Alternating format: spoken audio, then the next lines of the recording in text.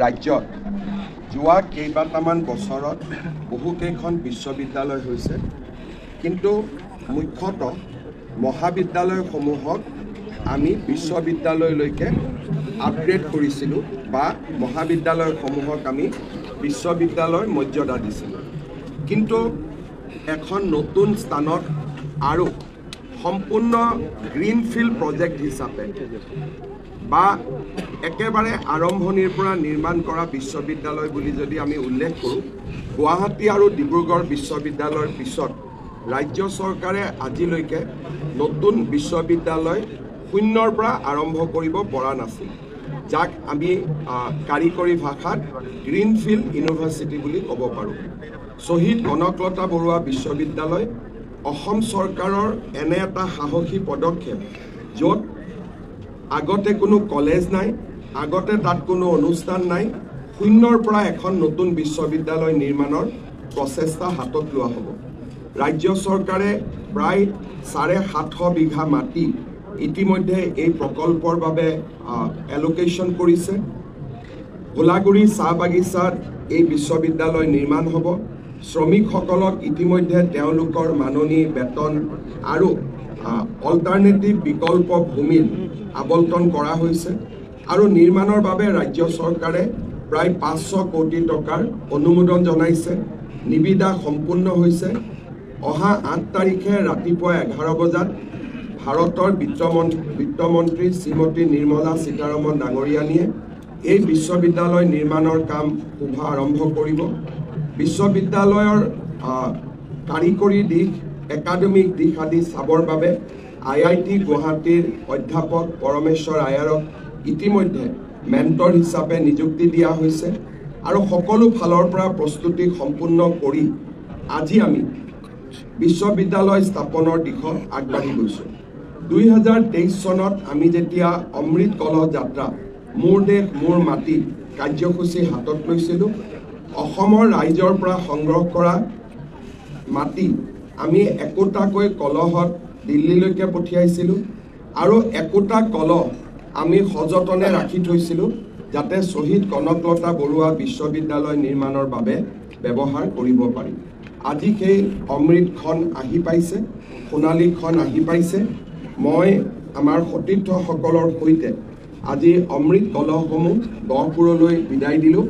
অহা 8 তাৰিখে আমি গহপুৰত হ'বলগীয়া বিশ্ববিদ্যালয়ৰ ভূমি পূজন অনুষ্ঠানত এই মাটিসমূহ ব্যৱহাৰ কৰিম, যাতে গহপুৰৰ কনকলতা বিশ্ববিদ্যালয় অসমৰ প্ৰতিগৰাকী জনসাধাৰণৰ আশা আৰু আকাংক্ষাৰ এক প্ৰতীক ৰূপে বিবেচিত হ'ব পাৰে।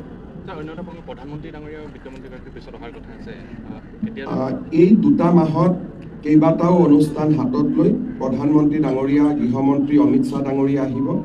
প্ৰধানমন্ত্ৰী ডাঙৰীয়া ডিচেম্বৰ মাহত গুৱাহাটী বিমানবন্দৰৰ নতুন টাৰ্মিনেল মুকলি কৰিব আহিব আৰু নামৰূপত 12 লাখ মেট্ৰিক টনৰ ইউৰিয়া আৰু এমনিয়া যিটো আমাৰ কাৰখানা হ'ব বা প্ৰজেক্ট হ'ব, তাৰ শুভ উদ্বোধন কৰিবলৈ আহিব।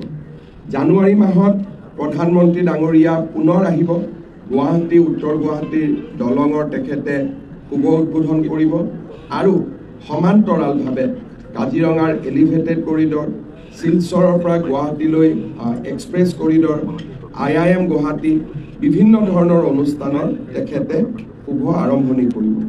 গৃহমন্ত্ৰী ডাঙৰীয়া ডিচেম্বৰৰ শেষ ভাগত নহ'লে জানুৱাৰীৰ প্ৰথম ভাগত আহিব। গুৱাহাটীত আমি নিৰ্মাণ কৰা 5000 আসনযুক্ত জ্যোতি বিষ্ণু সাংস্কৃতিক প্ৰকল্পৰ শুভ উদ্বোধন কৰিব আৰু বৰদোৱালৈ গৈ মহাপুৰুষ শ্ৰীমন্ত শংকৰদেৱৰ জন্মভূমিত আমি নিৰ্মাণ কৰা প্ৰকল্পৰ শুভ উদ্বোধন কৰিব। গৃহমন্ত্ৰী ডাঙৰীয়াই ভাৰতীয় জনতা পাৰ্টীৰ বুথ সমিতিসমূহৰ সভাপতিসকলৰো এখন সভা গুৱাহাটীত সম্বোধন কৰিব। নিৰ্মলা সীতাৰমণ ডাঙৰীয়ানী অহাকালি গুৱাহাটীত আহিব। তেখেতে জাগিৰোডৰ ছেমি কণ্ডাক্টৰ প্ৰকল্পত অসমৰ প্ৰায় 300 গৰাকী উদীয়মান যুৱক যুৱতীৰ সৈতে কথা পাতিব। গুৱাহাটীৰ যি আমি জাহাজ চলাচলৰ বাবে বিশ্বমানৰ টাৰ্মিনেল নিৰ্মাণ কৰিছোঁ, তাক শুভ উদ্বোধন কৰিব আৰু গুৱাহাটী ৰিভাৰ ফ্ৰণ্ট যি আমি ৰাজভৱনলৈ যোৱা পথত নিৰ্মাণ কৰিছোঁ তাৰ তেখেতে শুভ উদ্বোধন কৰিব। 8 তাৰিখে ৰাতিপুৱা তেখেত গহপুৰলৈ গৈ আমাৰ শ্বহীদ কনকলতা বৰুৱা বিশ্ববিদ্যালয় আধাৰশিলা স্থাপন কৰিব। 9 নৱেম্বৰ তাৰিখে কেন্দ্ৰীয় প্ৰতিৰক্ষা মন্ত্ৰী ৰাজনাথ সিং আহিব আৰু গুৱাহাটীত এয়াৰফ'ৰ্ছে পৰিৱেশন কৰিবলৈ লোৱা যি খুব উচ্চ মানৰ এৰ'শ্ব য'ত নেকি ৰাফেলৰ পৰা আৰম্ভ কৰি সুখোইৰ পৰা আৰম্ভ কৰি গোটেই বিমানসমূহক দেখুওৱা হ'ব, সেই ধৰণৰ এটা এয়াৰ শ্ব'ত তেখেতে অংশগ্ৰহণ কৰিব। এক কথাত ক'বলৈ গ'লে অহা এমাহ 1.5 মাহৰ ভিতৰত প্ৰধানমন্ত্ৰী ডাঙৰীয়া অসমলৈ আহিব, গৃহমন্ত্ৰী ডাঙৰীয়া অসমলৈ আহিব, প্ৰতিৰক্ষা মন্ত্ৰী অসমলৈ আহিব, লগতে নিৰ্মলা সীতাৰমণ ডাঙৰীয়ানীও অসমত আহিব।